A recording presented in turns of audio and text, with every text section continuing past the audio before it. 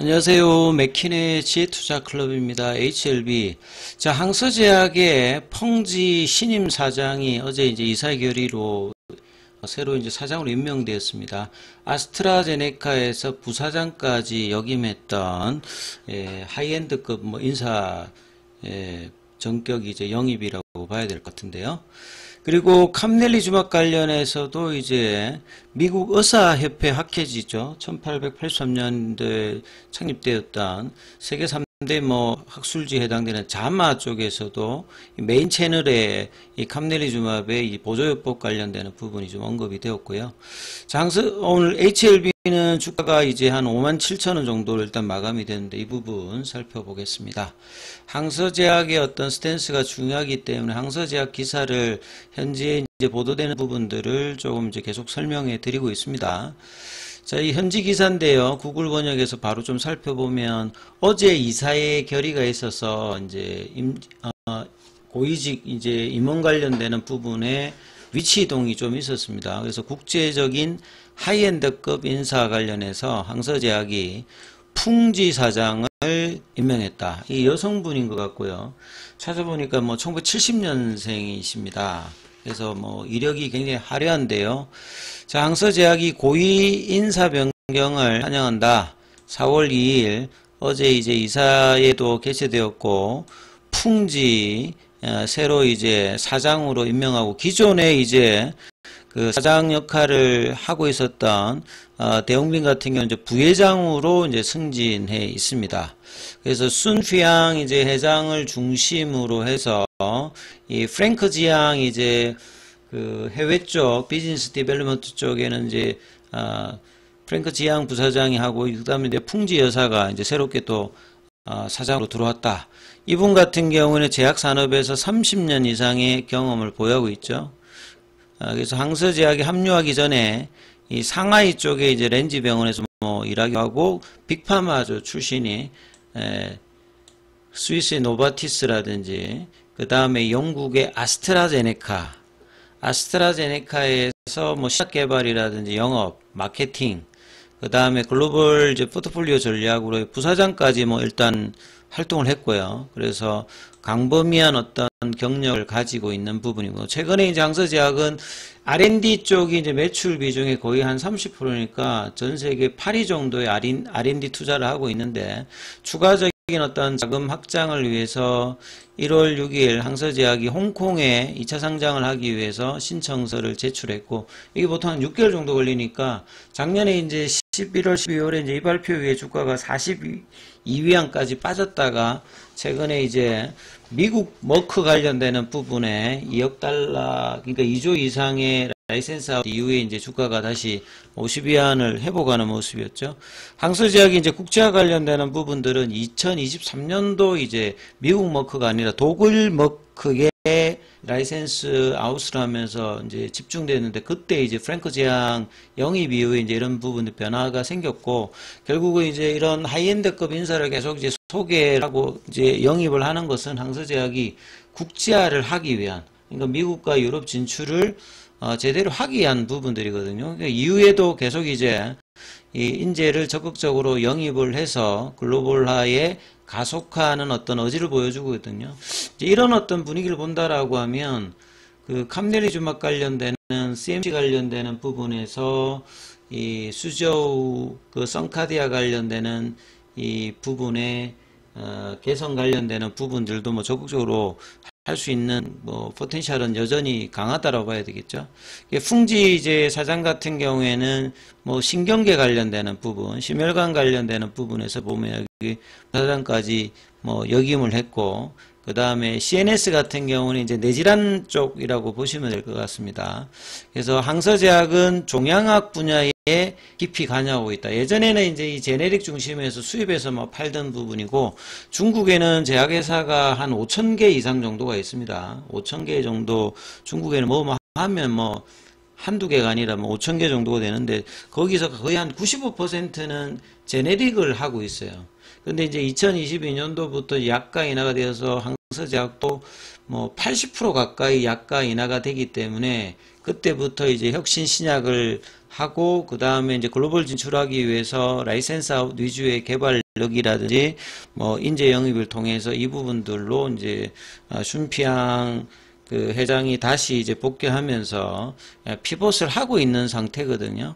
그러니까 단순히 이제 뭐 글로벌을 하는 것이 아니라 사력을 다해서 사실 좀 하고 있는 상황이다. 그래서 그 중심에 있는 게 뭐 작년 재작년도에 이제 GLP 관련되는 비만 치료제라든지 뭐 ADC라든지 최근에 이제 뭐 그 동맥경화 관련되는 부분에서 요 뭐 선불금도 한 10% 가까이 되니까 지금 중국에서 라이센스 한 규모 중에서 가장 지금 크다고 합니다. 그만큼 항서제약의 이 국제시장에서 개발 능력은 지금 빅파머부터 인정을 받고 있다. 이제 그런 차원에서 생산 능력도 이제 업데이트를 해야 되는 어떤 상황이라고 지금 이제 트렌드를 보면 뭐 읽을 수가 있습니다. 그리고 3월 말에 작년도 이제 연례 보고서를 제출해서 혁신 신약 관련되는 부분이 이제 전체 매출에서 절반 정도 지금 차지할 만큼 이제 성과들이 이제 실적단에도 나오고 있는 거죠. 그래서 지난 4년 동안 코로나 기간 동안 이후에 4년간 항서가 이제 외부의 압력에 맞서서 노력했다. 무슨 어떤 이제 외부의 압력이냐면 이제 중앙 집중적 조달에 이제 약가이나 70%, 80%를 후려치는 이러면 이제 수익성이 급감하기 때문에 약가가 높고 뭔가 이제 그 큰 시장인 미국 시장과 유럽 시장에 진출하기 위해서 라이센스 아웃이라든지 이런 어떤 기술 수출 관련되는 부분을 국제화를 메인 라인에서 다양한 어떤 성장 포인트를 하면서 이걸 이제 하기 위해서 지속적으로 하기 위해서 이제 인재를 데리고 와야 되는 거죠. 그래서 뭐 프랭크 지향도 작년에 이제 국내에서도 HLB하고 할 때 왔듯이 군 같은 경우에도 굉장히 공격적으로 지금 하고 있는 상황이죠. 그리고 풍지 이제 사장이 합류하면서 이제 빅파마에서 20년 이상 근무를 했고 이제 운영을 어떻게 하는지 이게 최고 운영위원이니까 회장과 더불어서 이제 회사의 어떤 방향성을 이제 하는 거기 때문에 상당히 이제 뭐 이후에도 계속 국제화에 힘을 쏟고 이 장년산이라고 되어 있는 게 이게 프랭크 지앙이라고 보시면 되겠죠. 그래서 슌피앙 회장을 핵심으로 삼고 프랭크 지앙 이제 부사장 같은 경우도 여전히 약물 개발 관련되는 부분 뭐 총괄하면서 부사장 장닝진 핵심적 약물의 국제화를 계속해서 담당하고 있다. 국제화를 이렇게 지금 글로벌리제이션을 목표로 하고 있는데 생산 능력의 어떤 CMC 통과 이런 부분들을 가볍게 뭐 생각하지는 않을 것 같습니다. 그래서 중국 혁신 기업의 변혁과 업그레이드 관련되는 부분들도 뭐 계속하고 있다. 뭐 이런 내용들이겠죠. 그리고 항서제약의 이제 혁신과 국제화의 길을 가속해하고 있다. 그러니까 이제 개발 능력과 생산 능력과의 업데이트하니까 작년도에 뭐 대규모 이제 업데이트를 하고 이제 슈시시한 부사장 데리고 오고 이런 부분을 했다는 것이 그냥 뭐 한 것이 아니라 적극적으로 이제 했기 때문에 올해에도 적극적인 어떤 부분들 요구하고 또 이제 진영훈 회장이 상해로 이제 뭐 아침에 출국한다는 이제 기사들 하기는 아직 뭐 이제 회사에서 공식적으로 출장 갔습니다만 이제 관련되는 부분은 아마 주말 이후에 뭐 내용들이 나올 것 같은데요. 그래서 뭐 좀 전향적인 어떤 입장의 항서제약도 지금 전 세계를 대상으로 그래서 이제 항서제약이 이제 이런 센스를 보게 되면 좀 기대를 가질 수 있는 어떤 부분도 여전합니다. 그리고 끊임없이 국제적인 인재를 영입하고 있다. 글로벌 R&D 팀은 무려 5,500명입니다. 뭐 대단한 어떤 인적 자원들을 합류시키고 이런 이제 펑지 사장까지 이제 국제적으로 하이엔드급 인사들이 계속 이제 합류를 하게 되면 항서제약의 혁신과 변혁은 계속 발전될 것이다. 그리고 이제 그 자마라고 하는 학술지 여기가 이제 미국 뭐 의학협회입니다. 여기에서 이제 그 캄넬리주맙의 이제 보조요법인데요.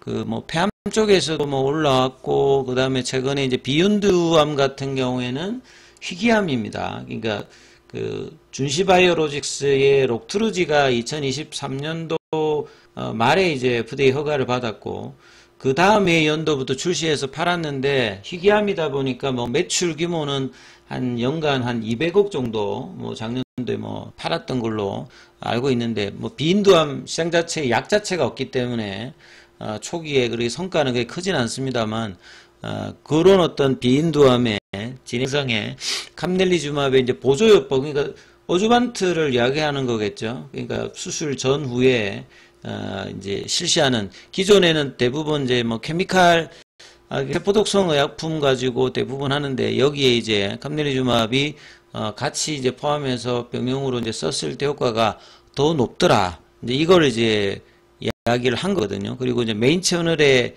됐기 때문에 상당히 이제 감넬리주맙이 여러 이제 암종, 중국에서는 이제 8개 적응, 9개 적응증이고 그 외에도 여러 이제 항암 관련되는 적응증 인디케이션 확장해서 결과들을 보여주고 있기 때문에 감넬리주맙이 전체 매출에서 30% 이상을 차지하는 항서제형 입장에서 이제 CMC 관련되는 부분을 반드시 뭐 해결하려는 의지는 뭐 충분히 뭐 보일 것이다, 이렇게 좀 보여주는 국면이겠죠. 자, 오늘 뭐 HLB 주가 흐름을 좀 본다라고 하면, 그 새벽 이제 우리 시간으로 5시 이후에 이제 뭐 트럼프 대통령의 이제 상호관세 관련되는 발표에 뭐 미정시가 시간에 다 빠졌고, 그 다음 국내 시장도 장전에 이제 이런 분위기를 반영했다가 이제 오장에는 이제 국민연금이 또 이제 매수하면서 생각보다는 이제 하락폭을 좀 줄이면서 일단 끝났고, 이제 이 부분들이 알려져 있는 부분이 있기 때문에 이제 주가에도 어느 정도 이제 미리 이제 뭐 선반영한 부분들도 있다고 보여지는데요. 그래서 수급상으로 오늘 HLB 보시게 되면 어제 외국인 매도 코스닥에서 가장 많았죠.